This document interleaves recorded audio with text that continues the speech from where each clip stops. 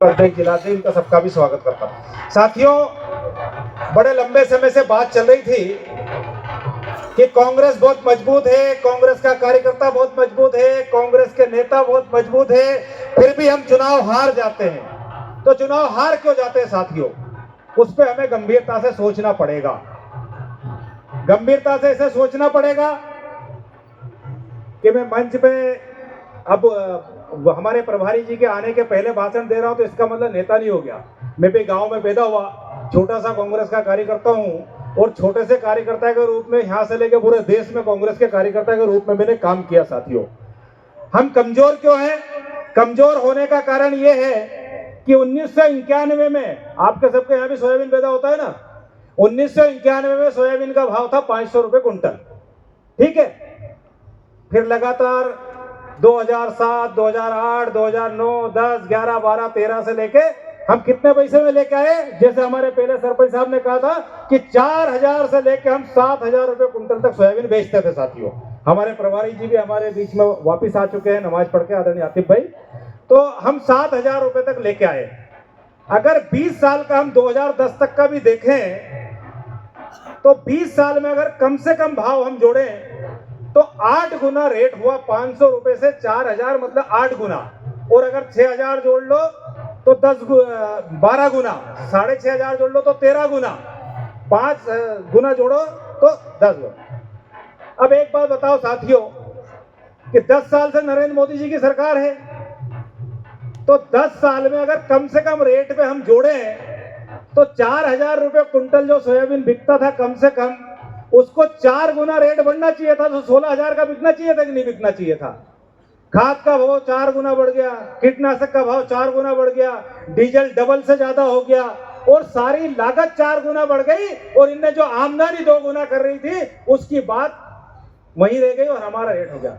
अब एक बात बताओ भैया, हमसे बहुत मजबूत कांग्रेस का कार्यकर्ता है, पर ईमानदारी की बात बताओ कि कितना हम कांग्रेस का कार्यकर्ता, कोई भारतीय जनता पार्टी का नेता जब ढोल बजाने अपना गांव में आए और ये कहते हैं कि ये सरकार और मोदी जी किसानों को सम्मान निधि देता है, तब किस कांग्रेस के कार्यकर्ता ने डंके की चोट ये कहा कि आप 6000 रुपए देते हो और डीजल में हमसे 20,000 रुपए लूटते हो? आप 6000 रुपए देते हो डीजल और पेट्रोल और हमारे भाव के कारण 50 क्विंटल सोयाबीन के ऊपर हमको 3 लाख रुपए का नुकसान और 2.5 लाख रुपए का नुकसान आप करते हो। किस कांग्रेस के कार्यकर्ता ने कहा? जब तक हम ये सवाल नहीं पूछेंगे, अगर विधानसभा के प्रत्येक कांग्रेस के कार्यकर्ता और भारतीय जनता पार्टी के किसान और कांग्रेस के किसानों का कर्ज हमने माफ किया, और जब वो गांव-गांव आकर के भारतीय जनता पार्टी के लोग बोलने लगे कि आपके राहुल गांधी ने 10 दिन में कर्ज माफी की बात की थी और आपकी सरकार ने कर्ज माफ नहीं किया, कुल 34 लाख किसान का कर्ज माफ होना था, जिस सरकार में आदरणीय हमारे विधायक जी के पिताजी कैबिनेट मंत्री थे अरिफ वकील साहब, उस सरकार ने 27 लाख किसान के खाते में पैसा डाला। 7 लाख किसान का पैसा भी फरवरी के अंदर हमने बैंकों को जाने के लिए भेज दिया था, पर हमारी सरकार चुरा ली और पैसा वापस ले लिया। और जो 7 लाख किसान का पैसा जिन लोगों ने वापस ले लिया, वो चोर आके कहते हैं कि आपने किसानों का कर्ज माफ नहीं किया, और कांग्रेस का कार्यकर्ता उस बात को सुन लेता है, तो कांग्रेस पार्टी कैसे चुनाव जीतेगी साथियों?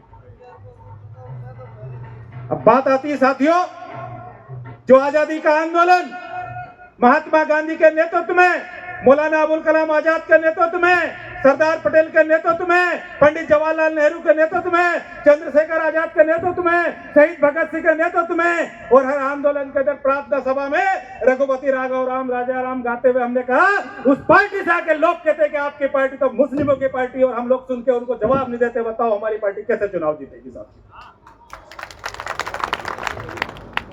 साथियों? एक बात तय करना पड़ेगी, चाहे हमारा सनातन धर्म हो, चाहे इस्लाम धर्म हो, चाहे सिख धर्म हो, चाहे जैन धर्म हो, चाहे बौद्ध धर्म हो, सारे धर्मों का एक ही सिद्धांत है कि जो शोषित है, जो पीड़ित है, जिसके साथ अन्याय होता है, उसके साथ खड़ा होना हमारा कर्तव्य बनता है साथियों, हमारे धर्मों का अन्याय। और यही हमारा संविधान कहता है, और यही बात हमारी कांग्रेस पार्टी की विचारधारा कहती है साथियों। अगर साल में 10 बार कोई घटना घटती है, 4 बार हमारे माइनॉरिटी के साथी के साथ घटना घटती है, 5 बार SC ST के साथ घटना घटती है, तो हम 9 बार उन लोगों के साथ खड़े होंगे। गलती से एक आध बार मेरे जैसे ठाकुर के साथ घटना घटेगी तो एक ही बार खड़े रहोगे, 10 बार मेरे साथ जाके कैसे खड़े हो पाओगे साथियों? तो हम एक बात बताओ कि यदि मान लिया शोषित के साथ खड़ा होना तय नहीं होता, तो जब भगवान राम की पत्नी का अपहरण हुआ, रावण ने अपहरण किया और राम अपनी पत्नी को ढूंढते हुए गए और रास्ते में बाली और सुग्रीव दो लोग मिले। अब पत्नी को पाना चाहिए था भैया, तो कंप्रोमाइज किसके साथ करना चाहिए था? बताओ किसके साथ करना चाहिए था? ताकतवर तो बाली था ना, 2 घंटे में सीता माता को लाके दे देता। तो राम को कंप्रोमाइज किसके साथ करना चाहिए था? मित्रता किसके साथ करना चाहिए थी? बाली के साथ। पर राम ने मित्रता किसके साथ की? सुग्रीव के साथ, क्योंकि सुग्रीव के साथ अन्याय हुआ था, उसकी पत्नी को छीना गया और उसके भाई ने उसके साथ अत्याचार करते हुए उसको मारते हुए उसको बाहर से निकाल दिया। इसलिए जिस राम की पत्नी का अपहरण हो गया, वो राम उस सुग्रीव के साथ खड़ा हुआ और उससे उसका अत्याचार कर उसका वध करके बाद में अपनी पत्नी को छुड़ाने के लिए वो लग गया। ये कांग्रेस है, यही कांग्रेस है। राहुल गांधी जी कहते हैं ना, आपने सुना एक भाषण कि 5000 साल पुरानी 2 विचारधाराओं की लड़ाई है। अब एक बात बताओ भैया, कांग्रेस पार्टी तो 130-135 साल पुरानी, तो फिर 5000 साल पुरानी कैसी लड़ाई है?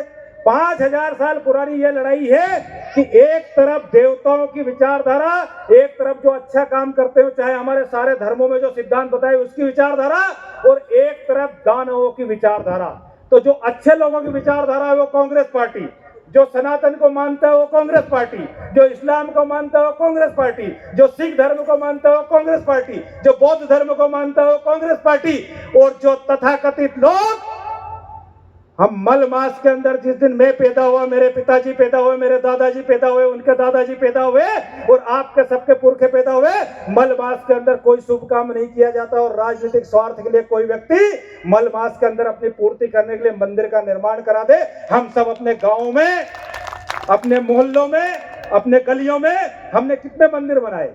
कहीं एक मंदिर हमारा 5-5 साल का उसका उद्घाटन नहीं होता, क्योंकि चंदा उतना होता नहीं है, ऊपर बनना रह जाता, अधूरा रह जाता। अगली बार चंदा करेंगे, फिर शिखर बनाएंगे, शिखर बनाने के बाद उसका उद्घाटन करेंगे। क्यों करेंगे? क्योंकि सनातन ये कहता है कि अधूरे मंदिर का निर्माण नहीं हो सकता। सनातन धर्म